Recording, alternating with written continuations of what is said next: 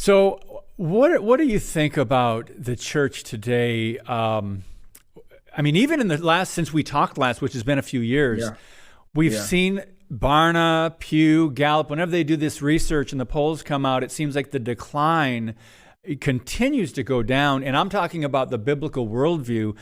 even in churches. Pat, I wanted to ask you, Seiko, what did you think about the one that came out, I think it was last year, where like 37% of Christian pastors have a biblical worldview. So that means the majority do not have a biblical worldview. So I don't know what the heck they're teaching. Maybe they're having seminars on how to be a good, I don't know, American. I don't know what they're doing at their churches. Yeah. They're seeker sensitive or whatever. But when you've got that many pastors, the majority don't even align with the biblical worldview. I wanted to get your thoughts on that because we've seen the decline over the decades.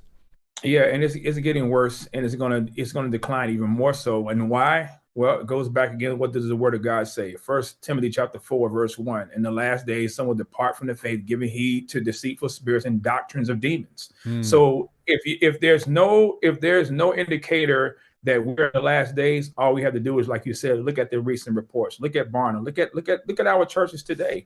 When you say 30-some% of people have a biblical worldview, that's 60% of other people.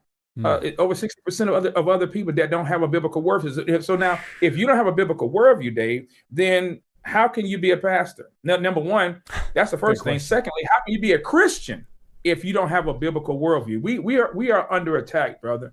We're under attack.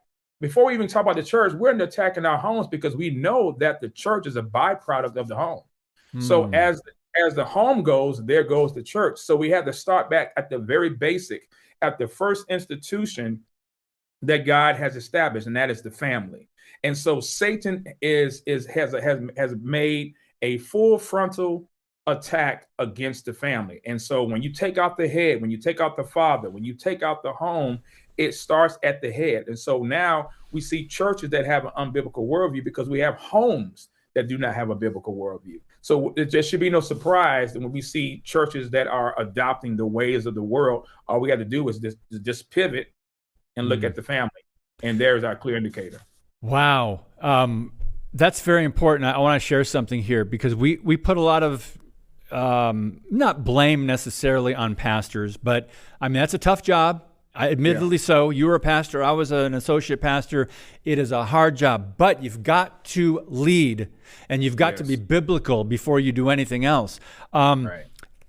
We have to take responsibility in our own homes. That's the point you're making. It's a great point because if we are not raising our own and by the way, the church, what is the church? It's not a building, right? The Right, church right, is ecclesia, gathering group. We can right. have a church. They started in homes, That's right. in the early That's church right. days. So yeah, there's a Right. lot of responsibility on the man of the house, spiritual leader, head of the household to Mhm. say, all right, I've got to raise my family, ensure that my family is raised up on the word of God in the biblical worldview because we're seeing and think of Ephesians chapter 4, just the opposite, actually, where today's pastors are not equipping the saints. So we're in a world of hurt, but we can't just put it all on the pastors and church leaders. There's enough problems and issues there.